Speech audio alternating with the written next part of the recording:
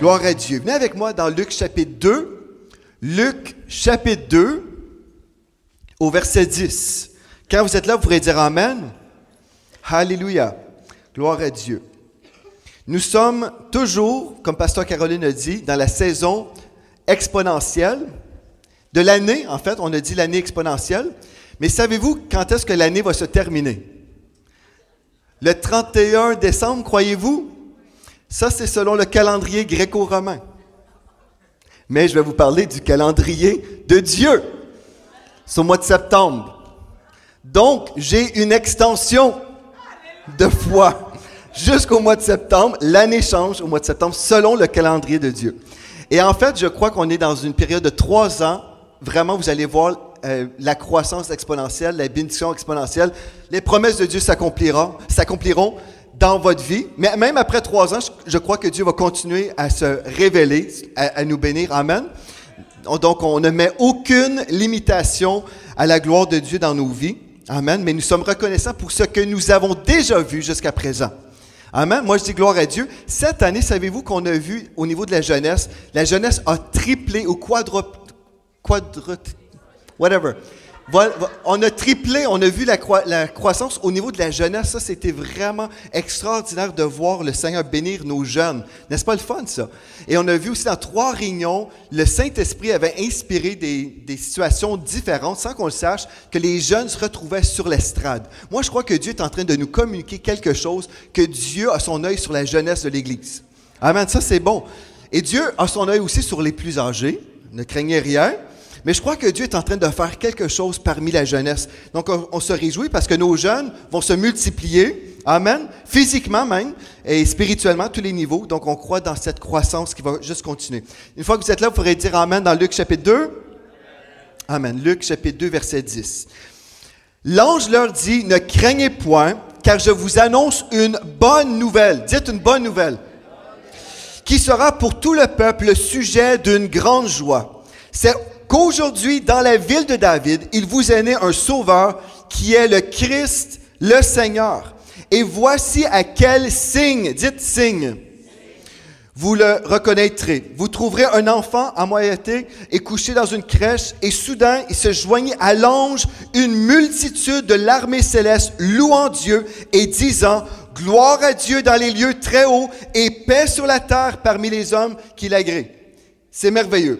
Un message d'une grande joie, la venue du Sauveur du monde, le Seigneur Jésus-Christ que nous célébrons à Noël. En fait, toute la terre entière célèbre la venue de Jésus-Christ. Même d'une façon des fois inconsciente. L'autre jour, j'étais dans ma voiture avec mes filles, puis on écoutait la musique de Noël, et puis il y avait une chanteuse qui est venue sur la radio. Ce n'est pas une chrétienne, mais elle chantait « Christ le Sauveur ». Et ma fille, Félicité ou Floramé? C'est qui a fait le commentaire? C'est Félicité. Elle dit, c'est trop bizarre qu'elle chante Christ le Seigneur, Christ le Sauveur, elle qui n'est pas chrétienne. Puis j'ai dit, mais c'est merveilleux parce qu'en le déclarant, il y a quelque chose qui se passe en elle. Des fois, on peut chanter d'une façon religieuse. Hein? On voit des personnes chanter dans le temps de Noël. Ils disent « Louange à Jésus-Christ ». Moi, j'aime ça. Quand les non-chrétiens disent « Louange à Jésus-Christ ». Je vais juste ouvrir une parenthèse. Il y a beaucoup de personnes qui nous posent la question « Est-ce que c'est correct de célébrer Noël ?» Parce que, la raison pour laquelle on nous pose la question, c'est parce que beaucoup de racines païennes concernant, ou beaucoup de choses païennes aux origines de cette fête de Noël. J'aimerais vous dire, la Bible nous dit, en fait, dans le psaume 118 au verset 24, le psaume 118, verset 24, « C'est ici la journée que l'Éternel a faite, qu'elle soit pour nous un sujet d'allégresse et de joie. Voici le jour que Dieu a fait, qu'il soit pour nous un sujet de joie. » Je crois dans ce verset et je crois que je dois célébrer Jésus-Christ, non seulement le 25 décembre, mais tous les jours de ma vie. Amen. Donc, si j'ai le goût de célébrer Jésus-Christ au mois d'août, au mois de juillet, je vais célébrer Jésus-Christ tous les jours de ma vie. Vous savez, il y a des fêtes païennes dans notre monde. Il y a des choses, des cultures païennes. Mais si on veut tellement s'exclure parce qu'on se dit, bien non, moi je ne peux pas participer à telle fête parce qu'il y a des racines païennes, j'aimerais vous dire, vous allez devoir vivre sur une autre planète. Ne dites plus jamais lundi, parce que ça c'est païen. Lundi, c'est à partir du mot lune. Donc, il y a tout ce qu'on vit. Le fait de porter un anneau quand on se marie, c'est païen. Savez-vous ça? Tout ce que vous vivez dans votre société, vous ne le réalisez pas. Il y a des racines païennes. Bon, qu'est-ce que je suis en train de dire? Ça ne dérange pas, c'est pas ça que je suis en train de dire. C'est que Dieu voit mon cœur et ce que je fais aujourd'hui, c'est louer mon Dieu. Vous savez, moi, quand j'étais petit, j'allais à l'église, comme vous savez, et puis on me disait, le 31 octobre, vous connaissez cette journée-là? 31 octobre, les enfants, les chrétiens de l'église, le 31 octobre, allez vous cacher dans votre sous-sol. Il faut s'assurer qu'on ne voit pas les lumières chez vous, parce qu'il y a des gens qui vont les frapper pour avoir des bonbons, et c'est une fête païenne qu'on ne veut pas appuyer. Donc, allez vous cacher dans le sous-sol chez vous. Et en tant qu'enfant, je me suis dit, Jésus a dit, nous sommes la lumière du monde. La lumière qui va se cacher dans le sous-sol. Je crois, nous vivons dans un monde païen. Il y a des racines païennes dans tout. Mais la Bible dit que je suis la lumière du monde. Voici le jour que Dieu a créé qui soit pour nous un sujet de joie. Donc, je reprends tout ce que le diable a volé et perverti, mais je l'utilise pour la gloire de Dieu. À Noël, savez-vous ce qu'on faisait, nous, à Noël, dans la parenté? Là, on a arrêté, ça fait quelques années, mais dans mon enfance, on invitait l'évangéliste Bertrand Bouchard. Est-ce que vous le connaissez? On l'invitait dans notre famille pour qu'il vienne nous prêcher un message. Et on invitait des non-chrétiens pour qu'ils soient sauvés. Amen. À Noël, le diable dirait, non, non, non, non, non, vous ne devriez pas fêter Noël. Pendant que toute la planète chante, gloire à Jésus, nous les chrétiens, on va s'enlever de tout ça. Quelle stupidité! Non, au contraire! Alléluia! Quand les gens vous disent joyeuse fête, dites joyeux Noël. Alléluia! Gloire à Dieu! Le 31 octobre n'appartient pas au diable. Ce n'est pas une fête. L'Halloween, j'ai détrôné l'Halloween dans ma famille. Amen. Nous avons déclaré cette journée le jour de la moisson. La fête de la moisson. Nous célébrons la moisson naturelle. Les citrouilles que Jésus a créées. Savez-vous que ce n'est pas Satan qui a créé la citrouille? Non, non, non. Satan ne crée rien. C'est un imitateur. Si Satan met une face de monstre, moi je vais mettre une face de Jésus dessus. Amen. Je pensais pas de parler de ça ce matin. Mais savez-vous, les enfants aiment manger des bonbons. Est-ce que c'est un péché manger des bonbons? Non, ce n'est pas un péché. Alléluia. Moi, j'ai été élevé par une mère qui disait, il ne faut pas mettre des péchés où il n'y en a pas. Si on met des péchés où il n'y en a pas, on dit, non, non, mange pas ce bonbon-là. C'est un bonbon rattaché à la fête de l'Halloween. Votre enfant va être triste et malheureux. Votre enfant va croire que d'être chrétien, c'est triste et malheureux. Non! Mes enfants ont grandi dans cette église où on a donné plus de bonbons que s'ils faisaient du porte-à-porte. Alléluia! Et on n'a pas besoin d'examiner les bonbons pour savoir s'il y a du poison parce qu'on sait que c'est déjà béni. Alléluia! Donc, est-ce qu'on a le droit de célébrer la venue de Jésus-Christ, le roi des rois? Ben, ma réponse, devinez, c'est quoi? Oui ou non? Oui. Donc, c'est ça que je voulais vous dire ce matin. Alléluia! Mais je sais qu'il y en a des gens qui ne sont pas d'accord et je respecte votre position. Alléluia! Je respecte votre position, mais ne venez pas ternir ma fête. Alléluia!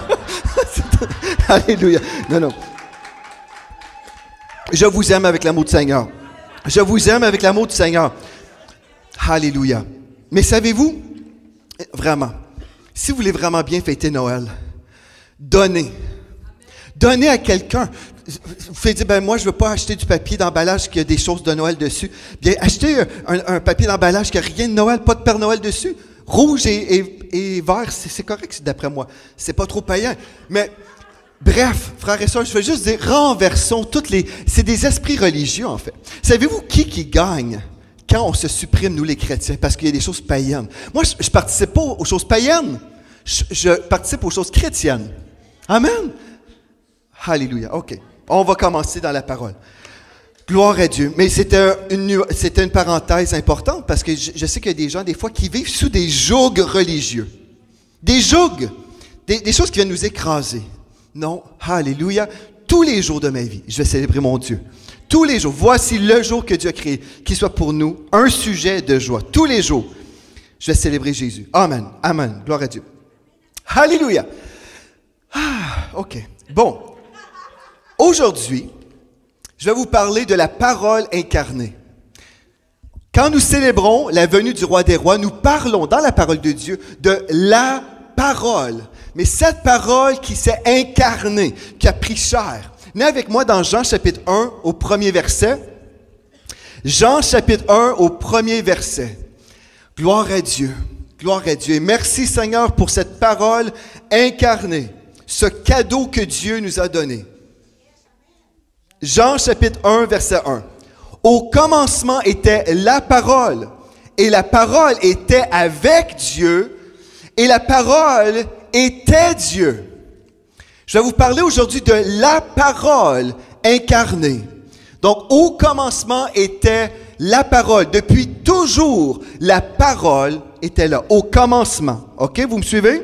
Ensuite, le texte nous dit, et la parole était avec Dieu. Donc, vous entendez parler du Père, du Fils et du Saint-Esprit dans la parole de Dieu. Amen. Donc, cette parole était avec Dieu. On comprend Dieu le Père. Et la parole était elle-même Dieu. OK, vous me suivez? Cette parole, c'est Jésus-Christ. Cette parole, c'est Jésus-Christ. Quand vous lisez la parole de Dieu, vous êtes en train de passer du temps avec Jésus-Christ.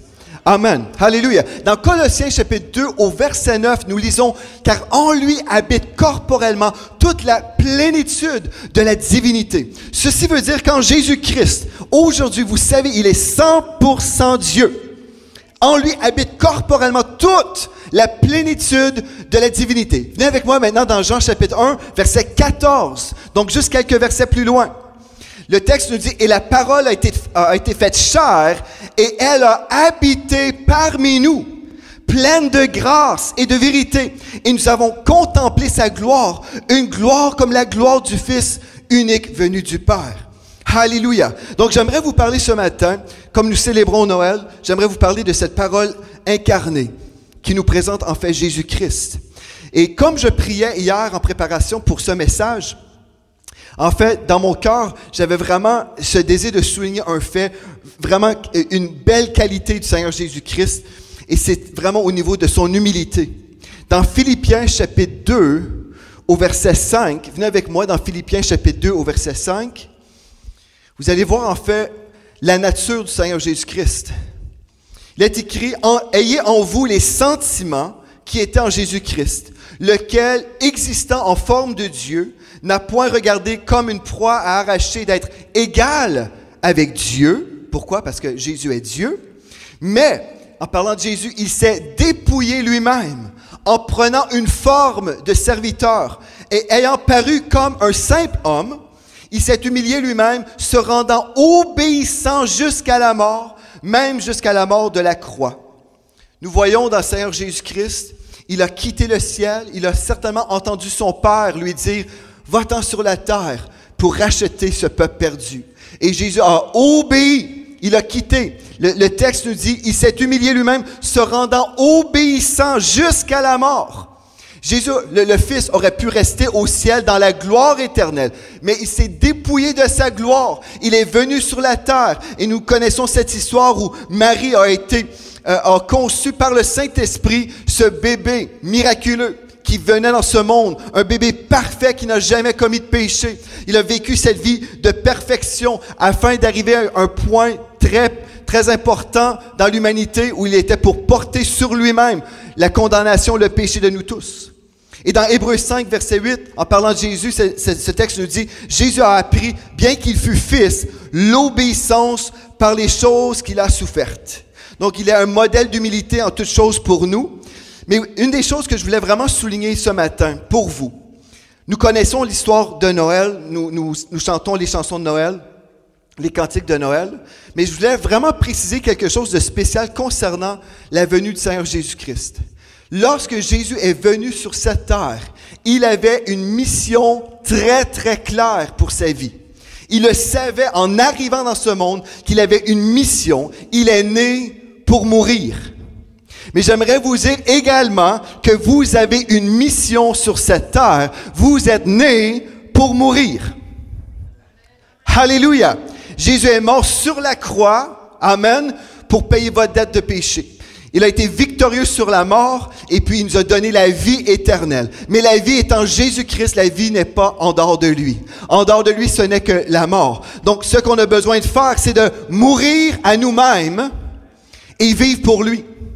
Donc, nous avons cette même mission, sauf elle est différente dans le sens que nous sommes nés pour mourir et vraiment vivre par la suite. Vivre dans cette puissance de la résurrection dans nos vies.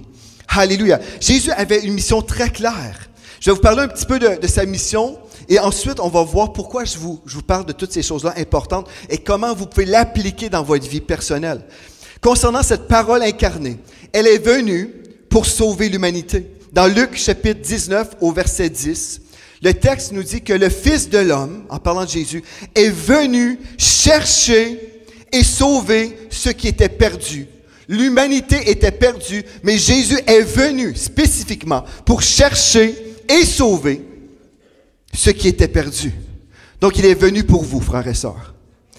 Non seulement il est venu pour vous chercher, vous sauver, mais dans 1 Jean 3,8, le texte nous dit que le Fils de Dieu a paru afin de détruire les œuvres du diable. Donc, le diable est contre vous, mais Jésus, non seulement il est venu pour vous chercher, mais il veut aussi détruire les œuvres du diable qui viennent contre vous. Alléluia. On a vu la semaine passée que Dieu n'était pas notre ennemi, il est notre libérateur. Alléluia. Gloire à Dieu. Et dans 2 Pierre 3, verset 9, nous voyons aussi que Dieu ne veut pas qu'aucun périsse, mais que tous arrivent à la repentance. Donc, c'était très, très clair lorsque Jésus était sur la terre. Je suis certain qu'il n'était pas du tout confus. Il n'a jamais eu une journée où il se posait la question « je me demande pourquoi je suis ici. Je me demande si je vais devenir un homme d'affaires plus tard. Je me demande si je vais devenir médecin. » Je sais que Jésus, dès sa jeunesse, dès l'âge de 12 ans, il savait qu'il devait s'occuper des affaires de son père. Il avait une mission très précise. Une autre de ses missions, dans le psaume 107 au verset 20, nous voyons ici un texte prophétique concernant le Seigneur Jésus-Christ. En parlant du Père ici, le texte nous dit « Il envoya sa parole et les guérit et les fit échapper de la fosse. » Donc Dieu le Père a envoyé sa parole, qui est Jésus-Christ. Alléluia. Et les guérit. Jésus-Christ nous a guéris. Alléluia. Il est venu nous sauver, nous chercher, nous délivrer, nous guérir. Il avait une vision très, très claire pour sa vie. Et là, vous dites, oui, mais si le Père m'avait parlé comme il a parlé à son Fils, par exemple, mon Fils, tu vas quitter, tu vas aller sur la terre, sauver l'humanité. Si j'avais entendu la voix de Dieu avec autant de clarté, peut-être moi aussi, je serais capable de répondre à l'appel de Dieu. Je serais capable d'avancer avec conviction, tout comme Jésus a avancé avec conviction dans sa vie. Est-ce que vous vous êtes déjà posé la question, comment être certain d'accomplir la volonté de Dieu dans ma vie? Est-ce que vous vous êtes déjà posé la question? 2 femmes ont dit oui. J'aimerais vous dire que 90% des hommes qui étaient dans notre rencontre, en fait, c'était la même question qui revenait toujours. Comment être certain de faire la bonne chose? Comment être certain de bien entendre la voix de Dieu? Donc, c'est mon message de Noël aujourd'hui. Comment entendre la voix de Dieu? Alléluia.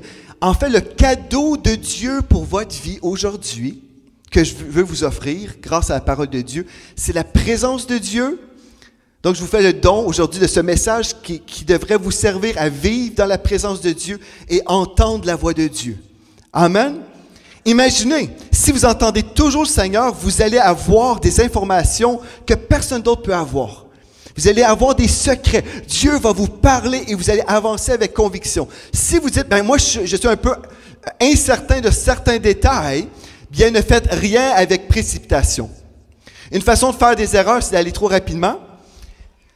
Et Dieu nous appelle aussi à discerner, quand nous sommes enfants de Dieu, il nous appelle à discerner entre notre âme, qui est notre pensée, notre volonté, nos émotions, et notre esprit aussi. Parce que nous habitons un corps, nous sommes des créatures, comme on a vu la semaine passée, des créatures en 3 dimensions. Donc, il faut prendre le temps de bien chercher la face de Dieu pour être sûr et certain de bien répondre à son appel. Donc, c'est très, très simple. C'est merveilleux que les hommes se posent cette question-là. Comment être certain de bien entendre la voix de Dieu? Est-ce que vous êtes intéressé de savoir ça? Quand Marie a eu une visitation angélique, Gabriel qui lui a dit qu'elle était pour porter le Sauveur du monde. Croyez-vous que Marie était dans le doute? Sûrement pas. On voit sa réaction. Elle louait le Seigneur, n'est-ce pas? Tout de suite après, elle le savait. Gloire à Dieu. Elle savait que Dieu lui avait parlé par l'entremise de son ange. Mais aujourd'hui, Dieu va vous parler. Et non seulement juste aujourd'hui, mais je vais vous donner en fait les 8 façons que Dieu va utiliser pour vous parler. Donc, si vous êtes prêts, on va aller ensemble dans la parole. Donc, la parole incarnée se fait entendre. Dans Job chapitre 33 au verset 14. Job 33, verset 14. Le texte nous dit, Dieu parle tantôt d'une manière, tantôt d'une autre. Dieu peut nous parler de toutes sortes de façons. Et des fois, nous sommes là, Dieu nous a déjà parlé d'une certaine façon et on s'imagine que Dieu doit toujours nous parler de la même façon, mais le texte nous dit, non, Dieu va employer toutes sortes de façons pour nous parler, pour nous communiquer son message. Ce qui s'est produit dans ma vie, des fois, j'ai vu des choses à l'avance et je savais, wow! Mais c'est comme un casse-tête, un puzzle. Vous avez des morceaux qui sont là, vous avez vu le tableau, vous savez que c'est beau, vous savez que ça va être glorieux, ce que Dieu va faire, qu'il va sauver la francophonie, par exemple. Vous pouvez imaginer un beau tableau où le feu du Saint-Esprit voyage sur les nations. Pouvez-vous le voir dans votre tête? Le feu du Saint-Esprit allume les gens se convertissent à Jésus, se mettent à genoux, sont visités par le Saint-Esprit, baptisés du Saint-Esprit, guéris, relevés. Des nations complètes, des nations entières se tournent vers Jésus-Christ. Pouvez-vous voir les stades olympiques remplis de personnes qui adorent Jésus-Christ? Pouvez-vous imaginer tout ça?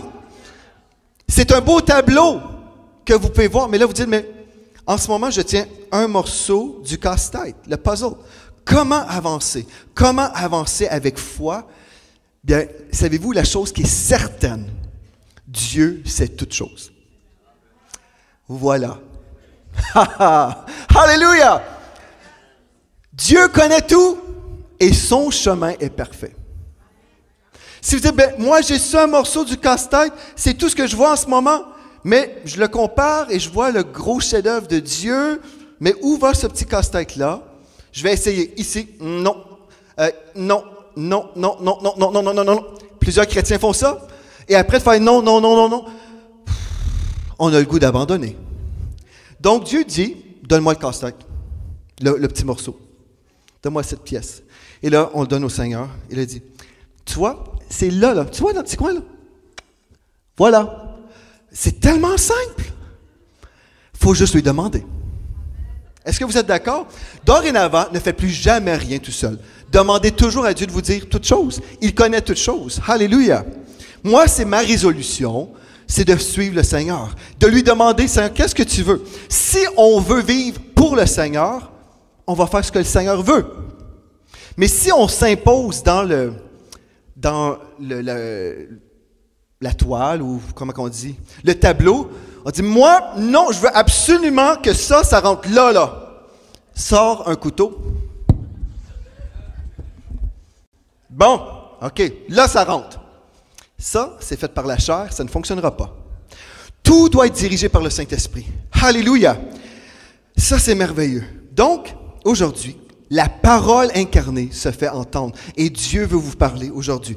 Voici 8 façons que Dieu peut utiliser pour vous parler. La première chose, si vous ne connaissez même pas Dieu encore, dans Romains chapitre 1, verset 20, nous lisons, « En effet, les perfections invisibles de Dieu, sa puissance éternelle et sa divinité se voient comme à l'œil depuis la création du monde.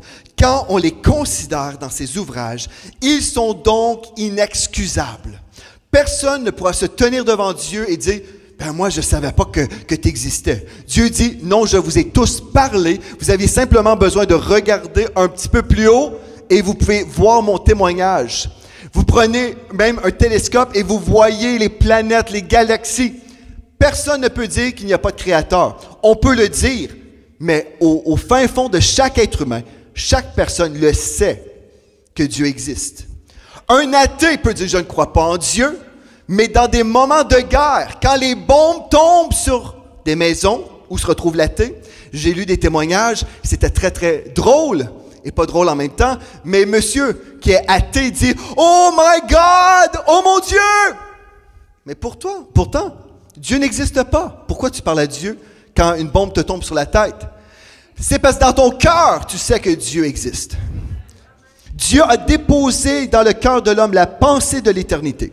Chaque être humain, on peut nier que Dieu existe, mais chaque personne le sait qu'il y a un créateur. Donc Dieu nous parle par la création. Alléluia. C'est pour ça que ça ne vaut pas la peine d'argumenter lorsque vous parlez avec un athée. Quelqu'un qui dit, oh, vous savez, des fois, un athée peut être très, très bon à vous ridiculiser, à vous mépriser avec ses arguments. Il peut vous mépriser, vous faire sentir que vous êtes un moins que rien. Mais le Saint-Esprit le connaît. Pendant qu'il vous parle de ces théories stupides, vous pouvez demander au Saint-Esprit, Esprit de Dieu, parle-moi pour cette personne. Et là, vous dites, mais tu sais, dans ton enfance, quand ton père te battait, Dieu n'était pas l'auteur de ces choses-là. Dieu t'aime avec un amour éternel. Et monsieur athée, l'athée, là, il va se mettre à pleurer, à être touché par le Saint-Esprit. Pourquoi? Parce que vous avez communiqué le cœur de Dieu à cette personne. Alléluia. La Bible nous dit que l'homme naturel ne reçoit pas les choses de l'esprit parce que c'est spirituellement qu'on en juge. Donc, ça ne vaut pas la peine de commencer à argumenter avec un athée puis commencer à entrer dans des débats. Non, vous perdez votre temps. Le voile doit être enlevé. Quand le voile est enlevé, ils vont voir la gloire de Dieu. Alléluia. Deuxième façon que Dieu va vous parler. Je vais vous donner cet indice. La lettre d'amour que Dieu nous a laissée. La Bible. Alléluia. Je crois que c'est le frère Kenneth E. Hagin qui disait, je peux me tromper, mais je crois que c'est lui. Quand les gens venaient vers lui pour lui dire, j'aimerais avoir une parole de Dieu, il disait, ouvre ta Bible. Ouvre ta Bible, voilà une parole de Dieu pour ta vie. Et les gens disent, non, j'aimerais quelque chose de spécifique. Ah, c'est très spécifique. C'est très spécifique. Ce livre va adresser tous les problèmes de votre vie. Alléluia. Donc, si vous prenez du temps dans la parole, Dieu va vous parler. Pour chacune des situations, c'est comme avec mon épouse, quand je me suis marié avec elle, Dieu a utilisé 2 versets pour me confirmer que Mathilde Gaudreau, c'était pour donner Mathilde Gaudrette Spinks. 2 versets de la Bible, mais ce n'était pas dans le texte. Mathilde Gaudreau va marier Joël Spinks, ce n'était pas dans le texte, mais le Saint-Esprit a pris un verset, m'a accordé un réma sur un verset, sur 2 en fait, et j'ai une conviction du Saint-Esprit. Parce que Dieu va nous parler par sa parole.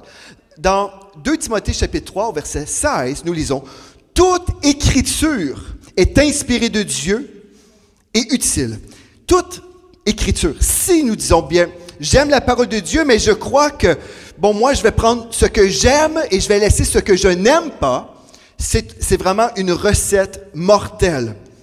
Parce que l'homme s'imagine connaître bien le chemin. Mais son chemin mène à la perdition, mais le chemin de Dieu mène à la vie éternelle. Donc, toute écriture est inspirée de Dieu.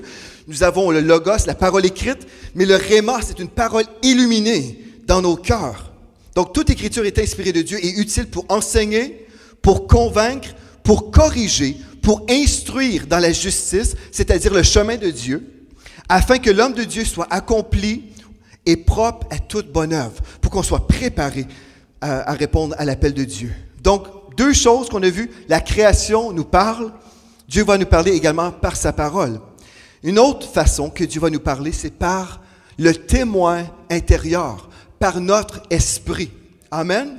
Dans le Proverbe chapitre 20, au verset 27, nous lisons « Le souffle de l'homme, ou l'esprit, est une lampe de l'Éternel. » Donc, Dieu a déposé en vous cette lampe qui est votre esprit, qui vous êtes. On l'a déjà vu, on a fait des séries complètes juste sur ce verset-là.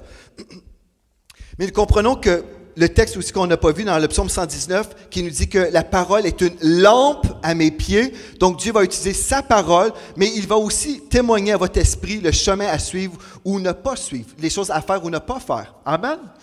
Mais là, vous allez dire, mais comment faire pour vraiment être conscient des vérités dans mon esprit? J'aimerais vous dire, il y a un seul chemin que je connais personnellement, c'est en priant en langue. On a souvent parlé de ce langage spirituel qu'on peut vivre, mais je sais qu'il y en a plusieurs qui ne réalisent pas, en fait, qu'ils ont besoin de prier en langue tous les jours. Je crois qu'il y a plusieurs personnes qui prient juste un peu. Ils ont été baptisés du Saint-Esprit, Mais c'est juste un peu. Je vais prier un petit peu parce que je vais à l'église de la Victoire, puis on nous dit que c'est une bonne chose. Mais vous n'avez pas reçu la révélation pour votre propre vie, parce que si vous aviez reçu la révélation de la puissance du baptême du Saint-Esprit, vous seriez là en train de prier en langue tout le temps, constamment. Pourquoi ça? Parce que quand je me bâtis dans l'homme intérieur, c'est là où je deviens de plus en plus sensible. Et si je suis sur le point de prendre une mauvaise décision, le Saint-Esprit en moi tout de suite me dit, il y a quelque chose qui ne va pas là. Tout de suite, c'est comme, je sais que c'est pas ça là. Puis là, après, vous comprenez?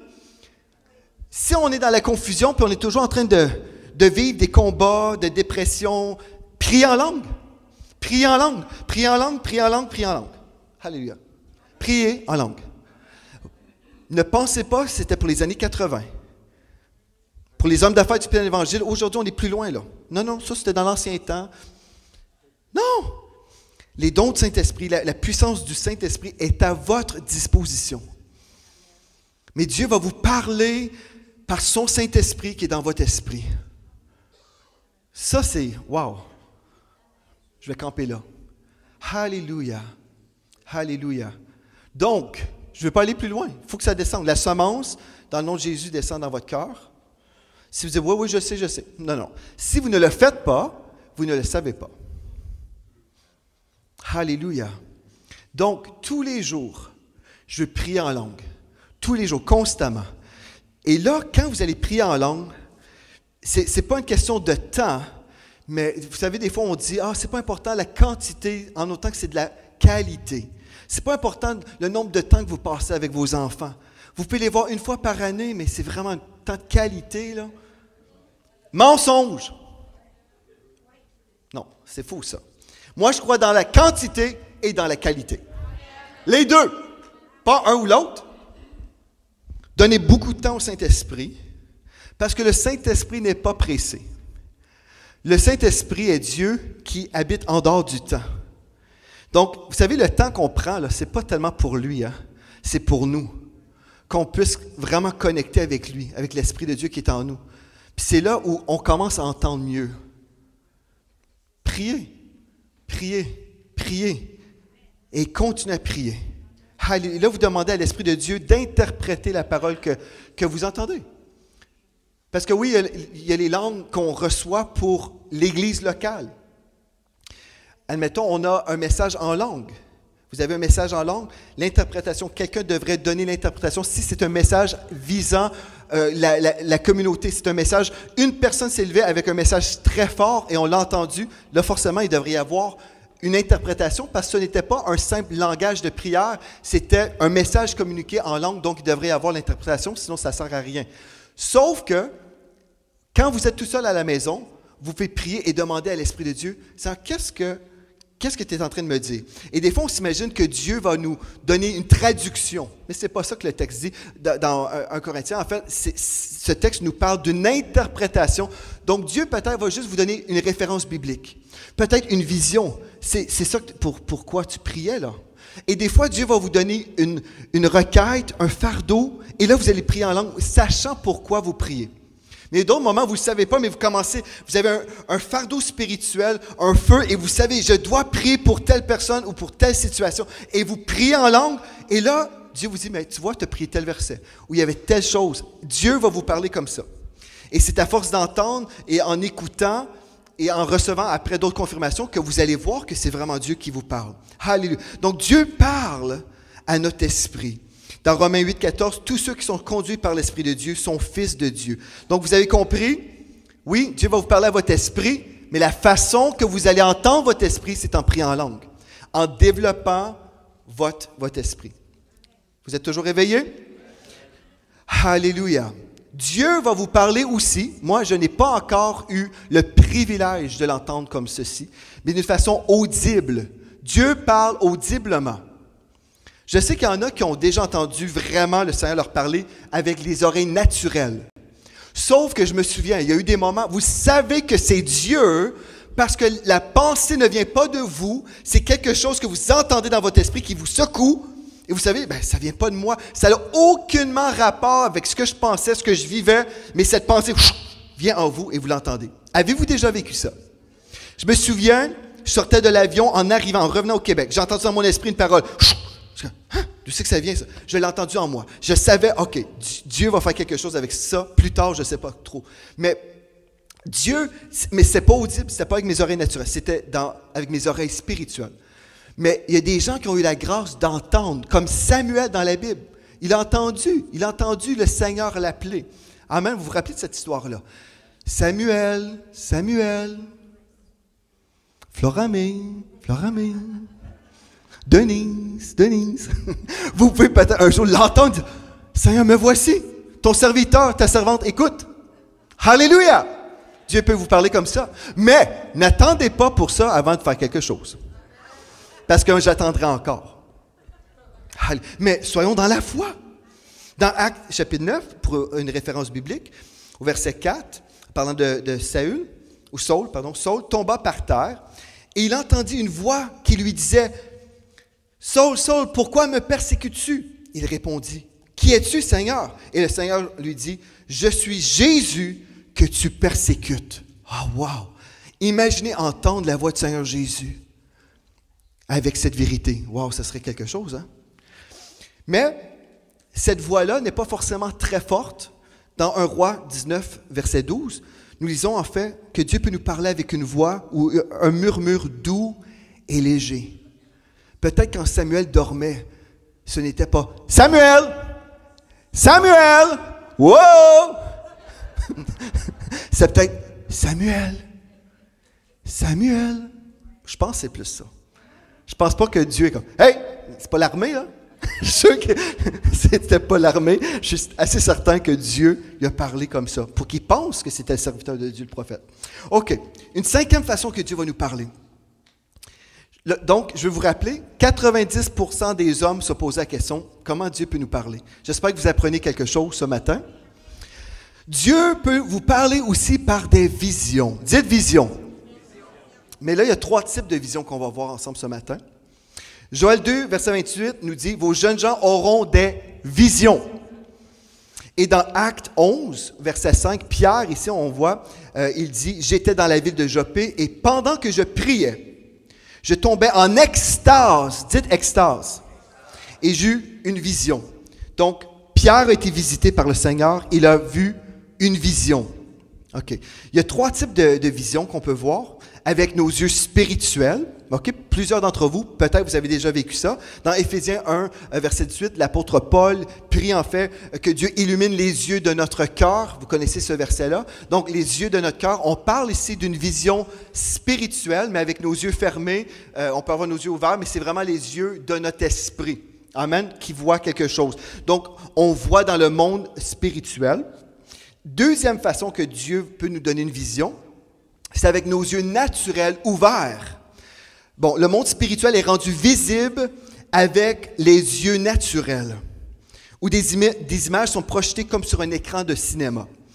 Par exemple, vos yeux naturels sont ouverts, mais là, vous voyez quelque chose dans le monde de l'esprit avec vos yeux naturels. Par exemple, vous rencontrez un ange.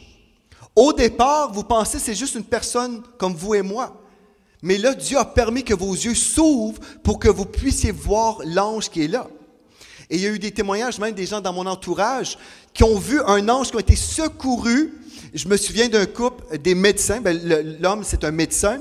Et puis, il se retrouvait en Afrique avec son épouse. C'était des Africains qui habitaient en Alberta. Et puis, il avait été conduit, libéré par des soldats qui sont venus les trouver dans le fin fond de la jungle, les a libérés. Et plus tard, ils ont découvert qu'il n'y avait pas de soldats dans cette région-là et surtout pas habillés comme eux. C'était impossible. Ces gens-là, en fait, c'était des anges. C'est biblique, en fait. Dans Hébreux 13, verset 2, « N'oubliez pas l'hospitalité, car en l'exerçant, quelques-uns ont logé des anges sans le savoir. » Donc, si vous êtes pas trop gentil, vous ne voulez jamais être hospitalier, peut-être vous avez fermé la porte à des anges. C'est ça que le texte nous dit. Amen, amen, amen. Alléluia. Mais soyez sages. Écoutez le Saint-Esprit parce que peut-être le Saint-Esprit va dire « Fermez la porte. » OK? Donc, il faut être dirigé par le Saint-Esprit. Alléluia. Donc, nos yeux spirituels, nos yeux naturels ouverts et nos yeux naturels fermés. Nos yeux naturels fermés, ici on parle de notre imagination. Le mot imagination, c'est un mot qu'on a toujours méprisé parce que les enfants sont vraiment dans le monde imaginaire. Et on s'imagine que c'est quelque chose d'immature. N'est-ce pas? Que l'imagination, c'est d'être immature. On s'imagine des choses. Bon, venez avec moi dans Daniel 4, verset 10. Ça peut être le cas. Oui, on peut s'imaginer toutes sortes de choses qui ne sont pas vraies. Mais l'imagination peut être sanctifiée par le Saint-Esprit et inspirée. Parce que tout ce que Dieu a créé, c'est bon. Amen. Tout ce que Dieu a créé en vous, c'est bon. Mais il peut toujours être utilisé pour le royaume des ténèbres ou pour le royaume de Dieu. Vous pouvez imaginer de tuer quelqu'un ou vous pouvez imaginer que vous allez bénir quelqu'un. Votre imagination a été utile dans les deux cas. Un, c'était pour le bien et l'autre pour le mal. Comprenez? Daniel 4, 10 nous dit « Dans les visions de mon esprit », en fait, c'est le mot « tête » en hébreu, que j'avais sur ma couche, donc un songe, je regardais, et voici un de ceux qui veillent et qui sont saints descendit des cieux. Donc ici, Nebuchadnezzar avait dit en fait qu'il avait eu des visions dans sa tête. Donc c'est pas obligé d'être une vision qui s'impose à vous comme un écran de cinéma, comme je vous ai montré, mais ça peut être aussi juste dans votre rêve que votre imagination vous donne, par exemple, un songe et vous avez imaginé quelque chose de bien. Amen. Donc c'est quelque chose où Dieu peut vous parler. Dieu peut vous inspirer aujourd'hui, pendant que je suis en train de prêcher, peut-être le Saint-Esprit a déposé dans le cœur d'une personne, « Ah, tu devrais faire un don à telle sœur de l'Église. » Admettons. Là, vous imaginez le don et vous le voyez même. Ça se peut fort bien. Admettons, vous avez imaginé, Dieu vous disait de donner des poinsettias, OK, à une sœur de l'Église. Puis là, vous dites, « Pourquoi que je pense à ça pendant la prédication? » Est-ce que vous avez déjà pensé à autre chose pendant que je prêchais? Ne me répondez pas. Mais, admettons que vous avez reçu cette vision-là. Peut-être c'est le Saint-Esprit qui a travaillé dans votre imagination, vous a donné une image pour bénir quelqu'un.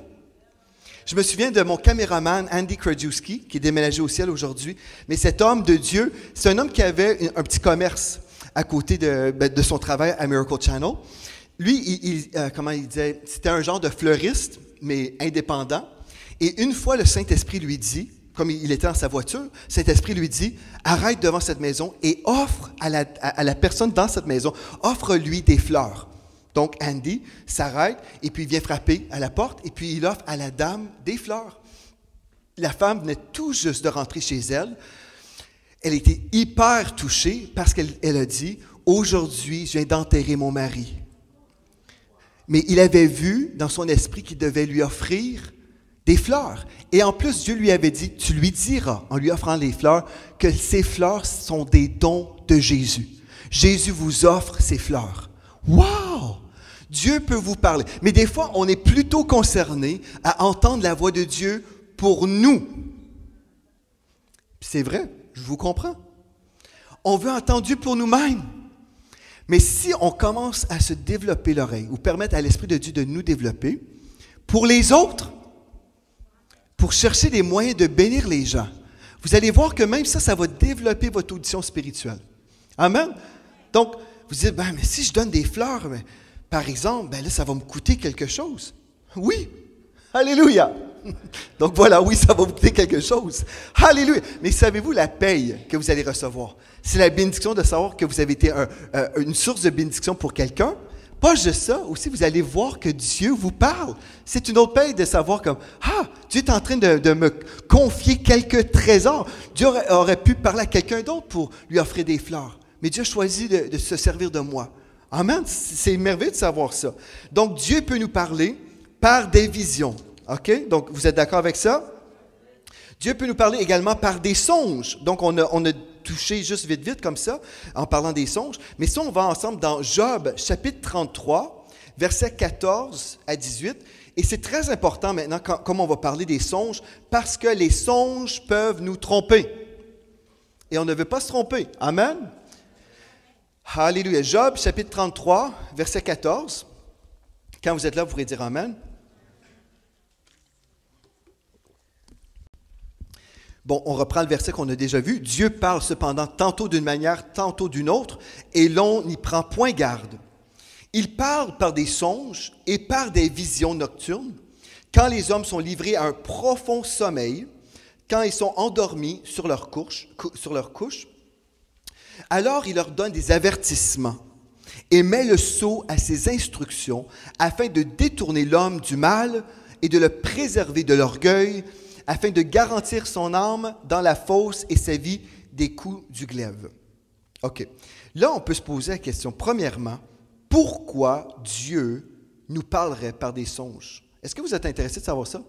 Pourquoi on a vu déjà plusieurs autres façons que Dieu peut nous parler, mais pourquoi Dieu va choisir de nous parler dans un songe? Moi, je trouve ça intéressant.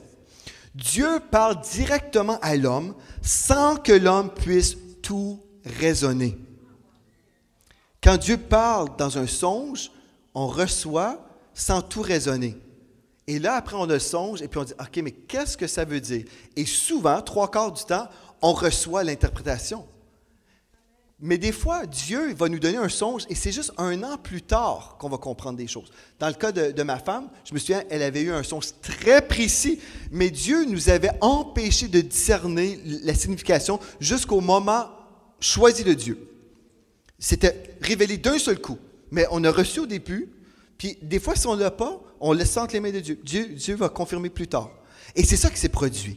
Je me souviens, l'année passée, j'ai reçu un songe très détaillé, et puis je me suis réveillé pensant que j'avais l'interprétation, mais c'est cette année, quand j'ai pris un temps vraiment avec le Seigneur, Dieu, le Saint-Esprit m'a dit, retourne dans ton carnet, parce que je note des rêves, retourne dans ton carnet et relis le texte.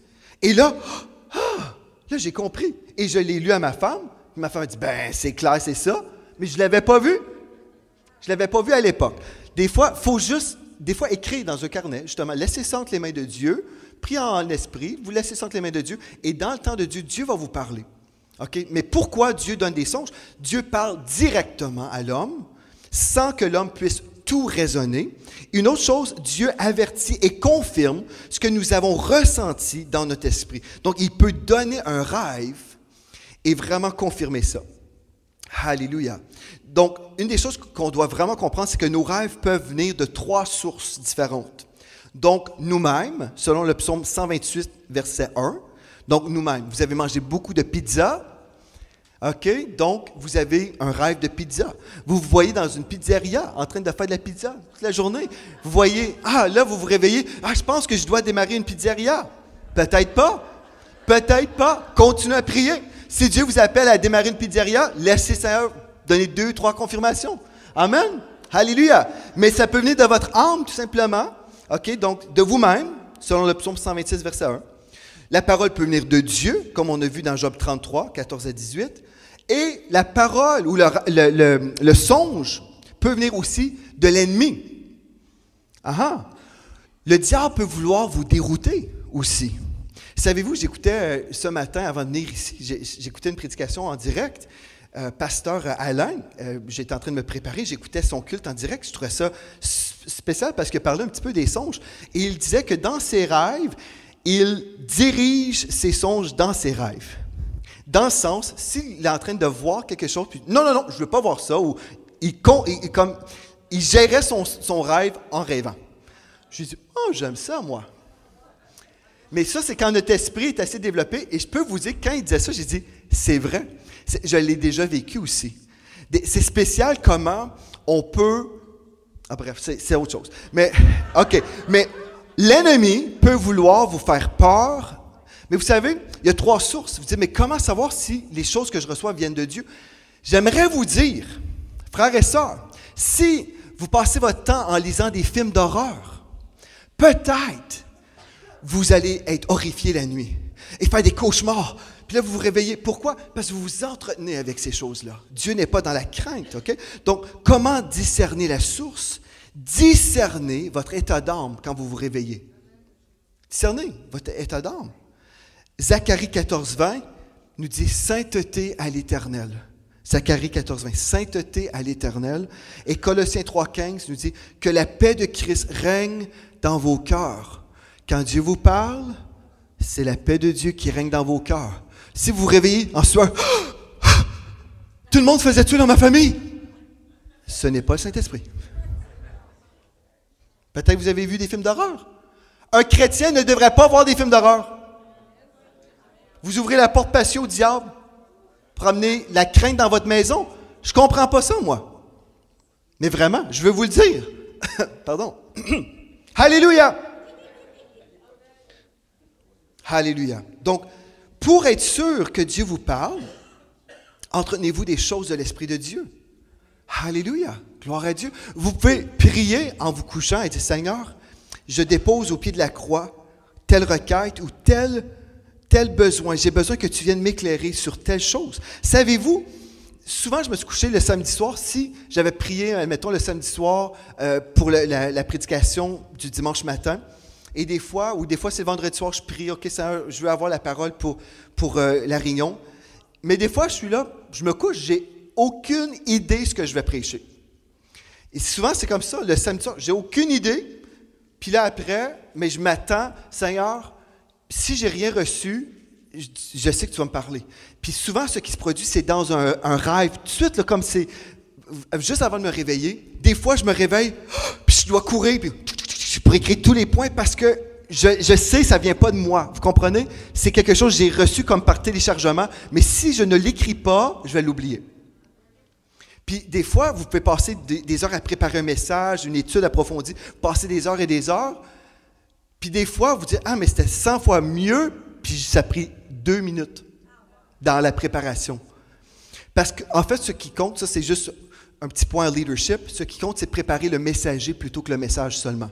Si on prépare le messager, bien le message peut venir d'une façon, oui, on va se préparer, ou d'autres fois, c'est juste Dieu qui le donne, parce qu'il doit parler.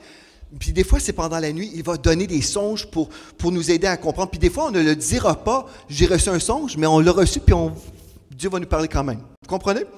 Alléluia. Donc, Dieu peut vous parler par des songes, mais faites attention, n'ouvrez pas de pizzeria.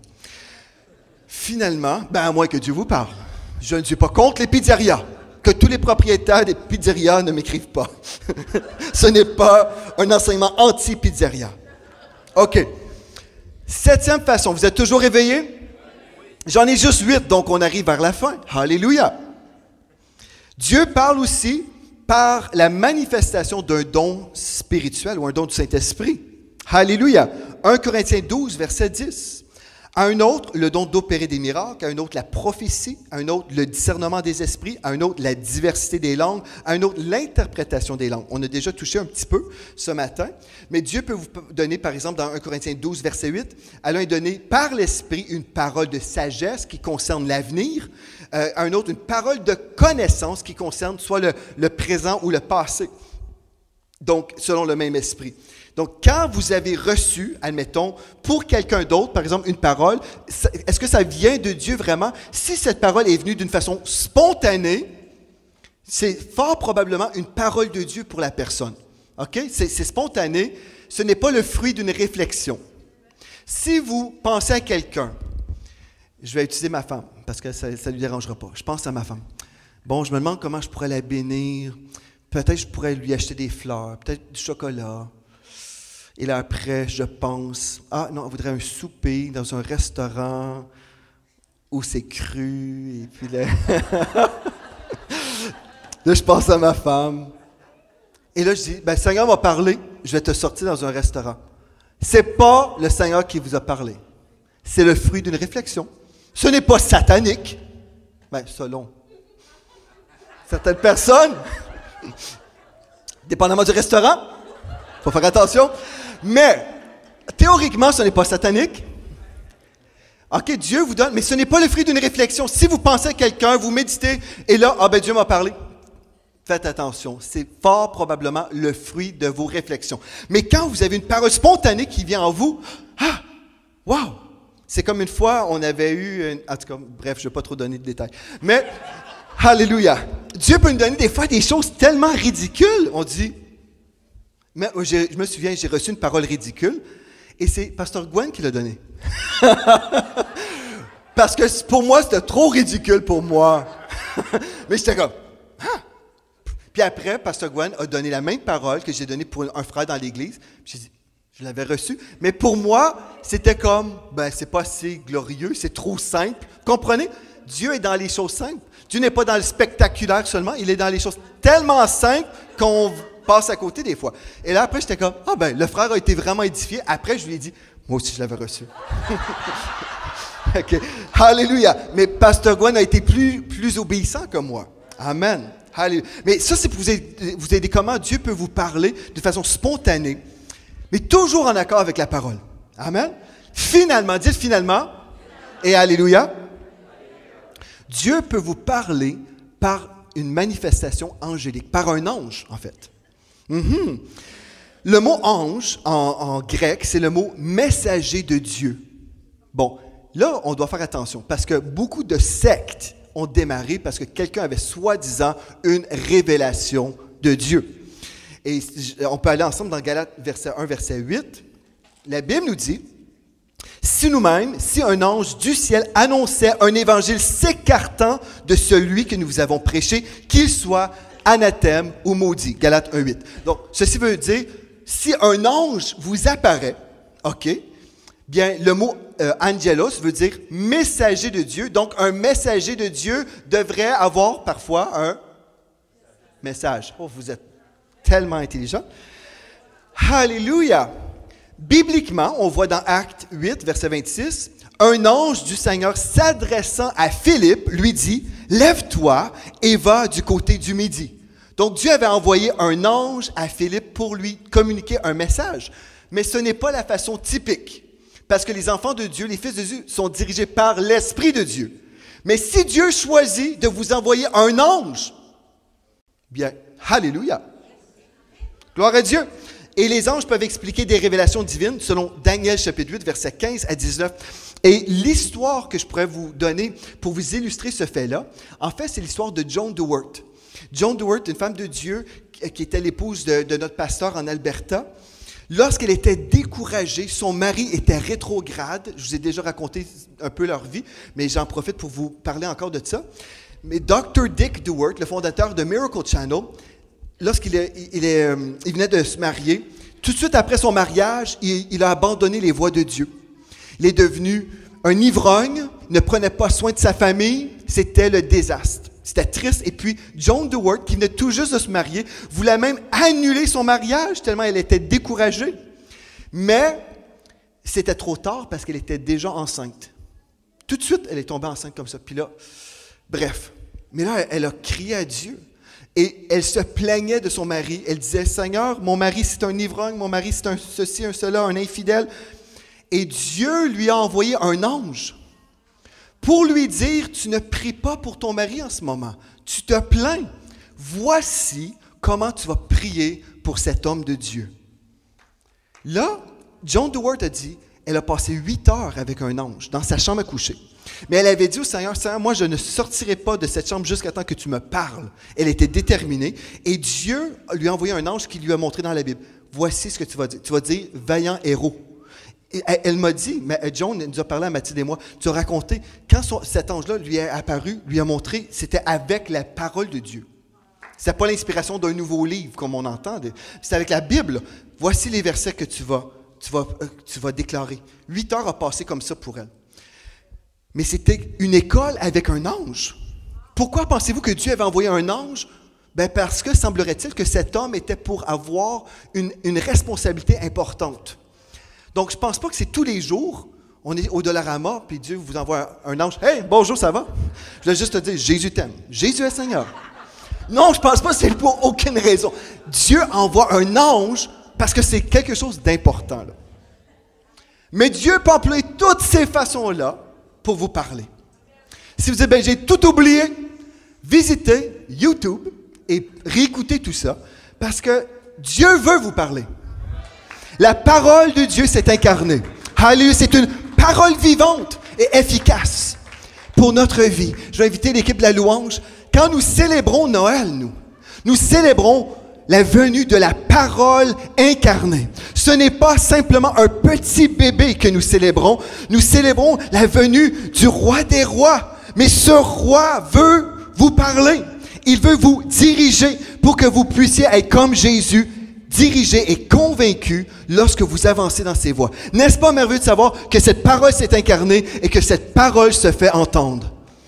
Alléluia, je suis d'accord avec moi-même. Vous pouvez vous lever, on va acclamer le Seigneur Jésus, la parole incarnée. Est-ce qu'on peut l'acclamer, le Seigneur Jésus qui a ressuscité? Alléluia, nous te louons, Seigneur Jésus. Merci, Seigneur Dieu.